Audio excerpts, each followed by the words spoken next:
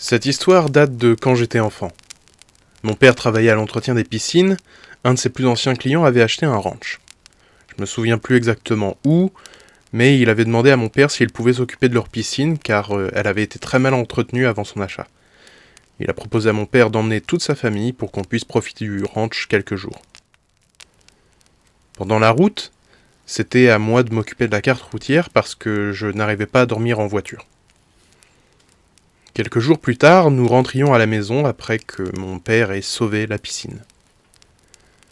La route fut très longue, et pendant de longs moments, la route traversait le désert. Il arrivait de temps en temps qu'une ferme passe ou qu'il y ait de petites villes.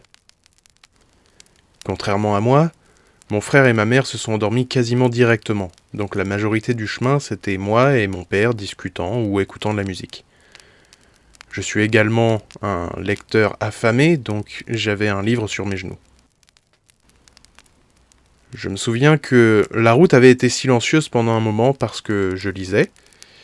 J'avais dû arrêter parce qu'il commençait à faire sombre, et mon père ne me laissait allumer la lumière que pour lire la carte. On ne captait plus la radio, et ma Game Boy n'avait plus de batterie. Tout ce qu'il me restait, c'était de regarder dehors. Soudainement, j'ai remarqué une très grande silhouette sur un toit. J'ai réalisé que c'était un homme qui semblait porter un haut de forme. Il dansait et sautait de toit en toit. Cela me prit un moment pour comprendre que ce n'était pas normal, car les toitures étaient séparées par des rues entières. Personne ne pouvait sauter sur cette distance.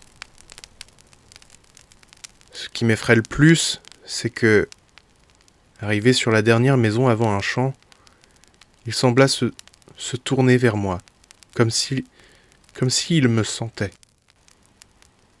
Il fit une révérence et leva son chapeau. Alors même que je ne pouvais le voir, j'étais certain qu'il souriait. Je me suis tourné vers mon père pour savoir s'il avait vu, mais il avait fait attention à la route tout du long. Quand je me suis retourné à nouveau, je ne voyais plus la maison, mais j'avais la sensation qu'il me fixait encore, souriant, effrayant. Je n'ai vu ni son visage, ni aucun détail, ce n'était qu'une silhouette. Mais je me souviens de cette peur qu'il nous suive. Il pourrait nous suivre s'il le voulait. L'homme dansant.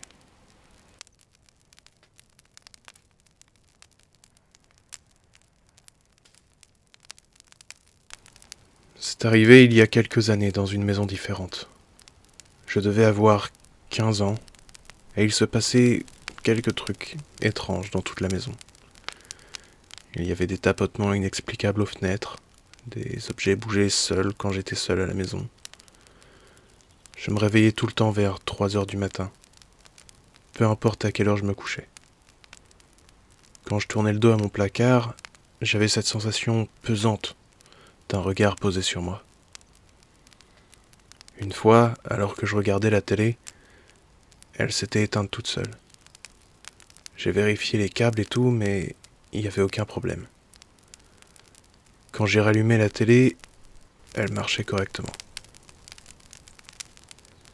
Au fil des jours, des événements étranges arrivaient de plus en plus fréquemment.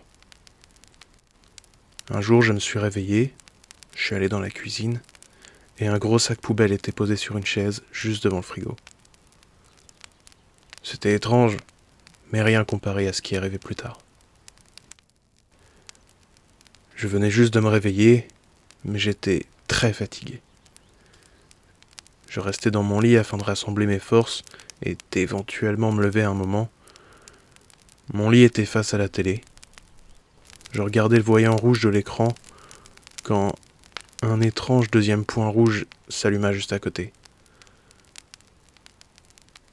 Les deux points s'éloignèrent de la télé et une silhouette obscure se dessinait autour de ses yeux rouges, me fixant et se rapprochant lentement, comme si cette chose se déplaçait à 4 pattes. J'étais terrifié, mon cœur s'emballait et mon seul réflexe fut de mettre la tête sous les couvertures. Je n'entendais rien, mais soudainement, j'ai senti un poids sur mon lit. Lentement, quelque chose grimpait dessus et se rapprochait de mon visage.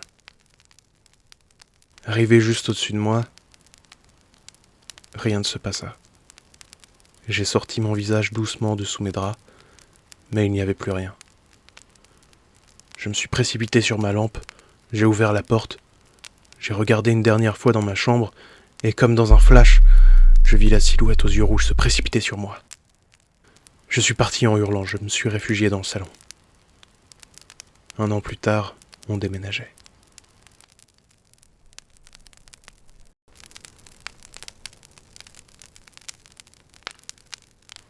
Je vais partager avec vous une des expériences les plus marquantes de ma vie.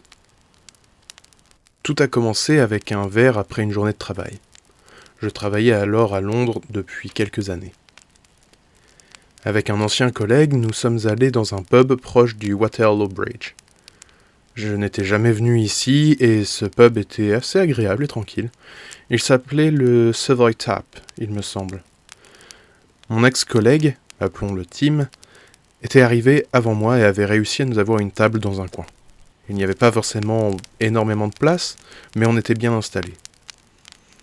Après une première pinte, Tim est parti prendre les suivantes au bar. C'est à cet instant que je l'ai vu. Aussi étrange que cela puisse paraître, j'ai eu la sensation qu'il y avait quelqu'un entre moi et le mur. C'était impossible que quelqu'un soit passé sans que je m'en rende compte. Il aurait littéralement fallu me grimper dessus pour pouvoir passer. Je me suis retourné et, contre le mur, se trouvait une femme, environ la vingtaine, qui me fixait. Je savais que c'était un fantôme, mais elle n'était pas transparente. Je la voyais comme si c'était n'importe quelle autre personne dans le pub. Elle était habillée dans un style du milieu des années 80, un peu gothique, tout en noir. Elle me fixait, et j'étais immobile, glacé de peur. Puis, Tim arriva avec les bières. Je me suis tourné vers lui avec des yeux grands ouverts. Il m'a demandé ce qui se passait. Je lui ai demandé s'il a vu quelque chose à côté de moi. Il a répondu que non. Je n'ai rien dit, je voulais pas avoir l'air étrange. Rapidement, ce fut à moi d'aller chercher les bières. Alors j'en ai profité pour aller aux toilettes. J'avais dû grimper quelques marches pour les rejoindre, et à l'intérieur, il y avait quelque chose d'étrange. Je ne m'y sentais pas vraiment à l'aise. En sortant, j'ai essayé de sortir ça de ma tête pour profiter de la soirée, mais arrivé au bar, alors que le barman remplissait les pintes, j'ai demandé s'il y avait des choses étranges qui se passaient dans le bar. Il m'a regardé et m'a demandé si je l'avais vu à l'étage. Je lui ai montré la table où se trouvait Tim en lui disant que c'était là que je l'avais vu.